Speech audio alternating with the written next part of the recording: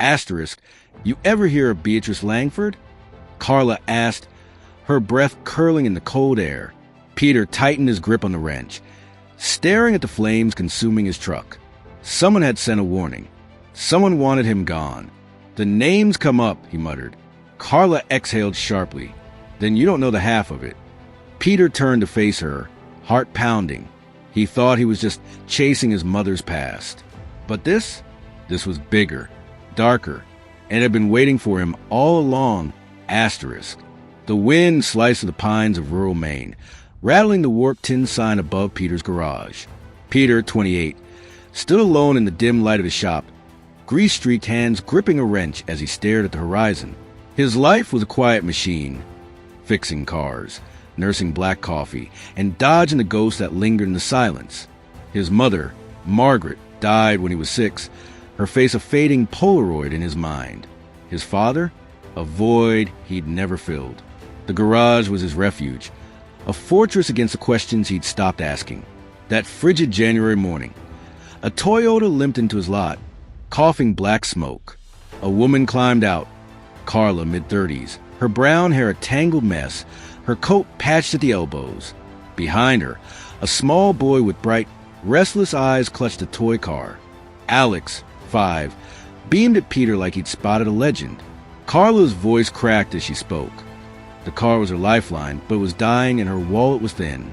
She'd just moved to town, escaping a life shattered by her husband's death 6 months earlier, a car crash that left her and Alex adrift. Peter knelt by the Toyota, his wrench tapping the hood like a heartbeat. Lost my mom young, too, he said, almost to himself, catching Alex mimicking his grip on the toy. The boy's spark pierced something in him. Carla's story, grief, grit, a fight to keep going, echoed the ache he'd buried for years. 3 hours later, he handed her the keys. Run smooth now. No charge. She blinked, stunned, but he shrugged it off. Just a welcome to town. That night, the wind howled louder, rattling his trailer's windows. Carla's offhand mention of Silver Ridge, a quaint town she'd once driven through, clawed at him. It wasn't just a name. It was a thread from his mother's bedtime tales, half-remembered whispers of a place she'd loved, her voice soft with secrets.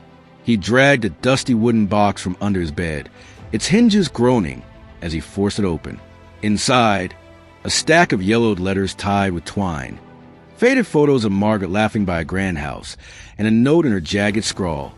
Eleanor knows. Silver Ridge holds the truth. His breath caught. Who was Eleanor? What truth? The next morning, Carla returned with a thermos of coffee and a shy thank you. Alex tugged Peter's sleeve, chattering about pistons. When Peter mentioned Silver Ridge, Carla's eyes sparked. I could use a break. Alex, too. Let's go together. Against the pull of his solitary nature, he nodded. The road beckoned, and the box's secrets burned in his hands. Silver Ridge sat cradled in a valley 2 hours south, its charm laced with eerie stillness. Victorian homes lined the streets, their shutters like half-closed eyes.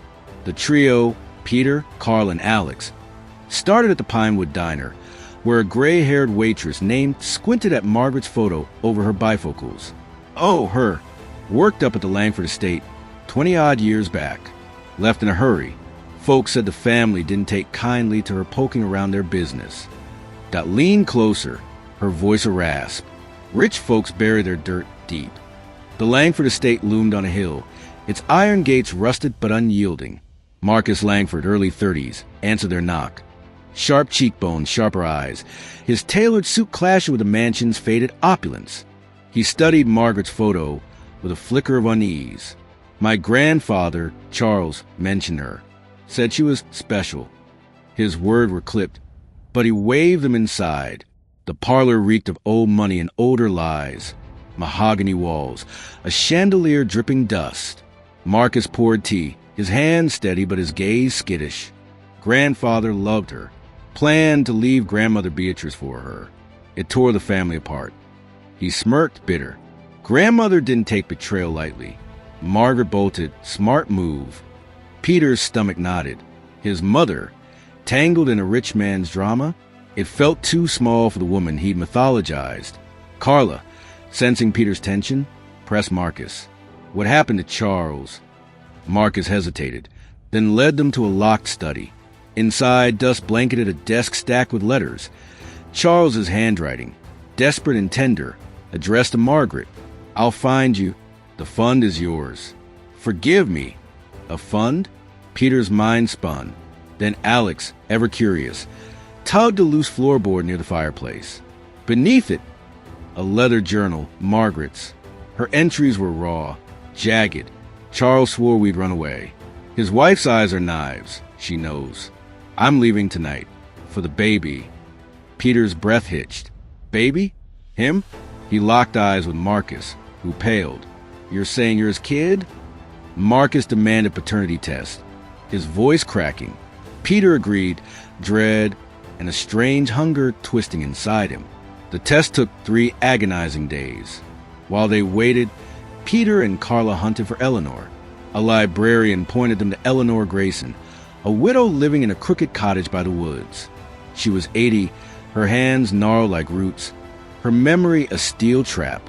Margaret was my friend, she rasped, studying Peter. You've got her fire, and his nose. She handed him a silver locket, Charles's, with Margaret's photo tucked inside. She didn't just run from threats. She ran from murder. Eleanor's tail hit like a sledgehammer. Charles hadn't just loved Margaret.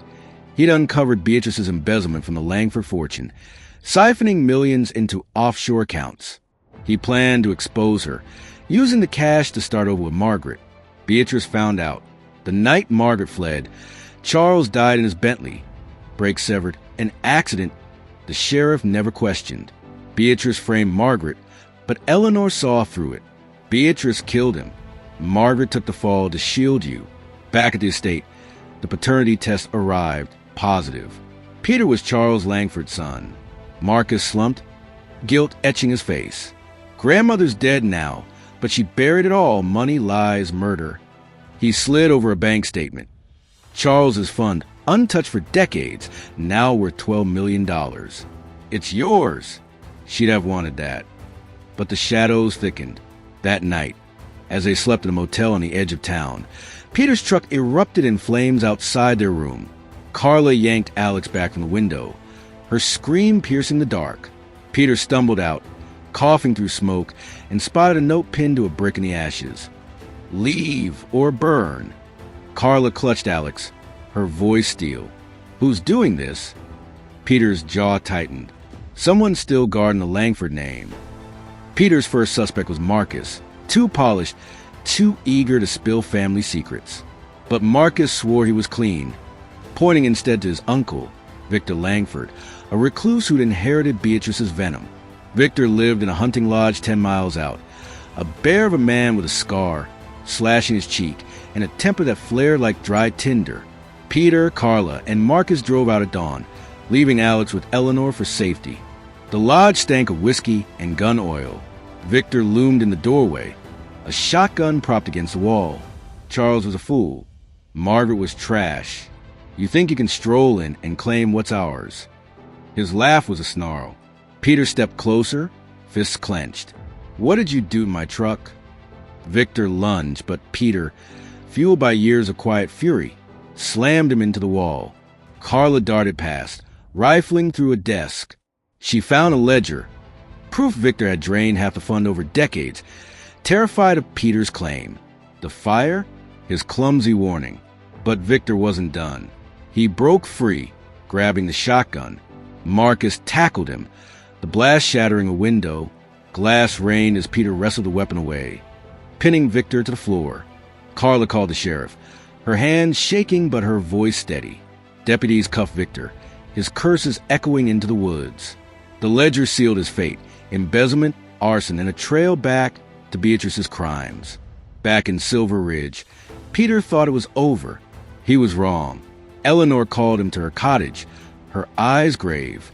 There's more. Margaret left something for you. She handed him a sealed envelope, hidden in her attic for 22 years. Inside, a letter from Charles, written the day he died. Peter, if you're reading this, I failed. Beatrice knows everything. The funds in a Swiss account. Use it. Your mother's braver than I ever was. Be better than me." A key taped to the page glinted, small, ornate, unmarked. The key gnawed at Peter. Marcus recognized it. A safe in the estate's basement, locked since Charles's death. They descended into the damp dark, the air thick with mold. The safe clicked open, revealing a steel box. Inside, $50,000 in cash, a deed to a cabin in the Maine woods, and a grainy photo of Charles holding a newborn Peter. A note from Margaret was tucked beneath. "He saw you once. He cried. I ran to keep you safe." Peter's knees buckled. His father had held him. The cabin was a gift, a life Charles dreamed of giving them. But there was more. A final page in the box. Beatrice's confession, forged by Charles to force her hand. She'd burned it, thinking it gone. Victor had missed it. It named her as Charles's killer. Peter didn't keep the fortune. He turned the Langford estate into the Margaret Center, a refuge for the broken, with a garage where kids like Alex learned to fix what was shattered. Marcus, seeking redemption, poured his share into it. Carla stayed, her quiet courage steadying Peter. Alex raced toy cars across the polished floors, his laughter a pulse in the walls. Opening day. Snow blanketed Silver Ridge. Peter hung Margaret's photo by the entrance, her smile fierce and eternal. He drove to the cabin that night, alone, the deed in his pocket. It was small, weathered, overlooking a frozen lake. Inside, a carving on the mantel, for M and F, Margaret and Peter. He lit a fire, the warm thawing years of ice. Back in town, the center buzzed. Carla taught Alex to change oil, her hands steady beside his small ones. Peter watched, the wrench in his grip a bridge from his past to their future. It started with a kind act, fixing her car. Now, Silver Ridge shone with hope, a legacy forged from loss, secrets, and a mother's unbreakable love. He wasn't alone anymore.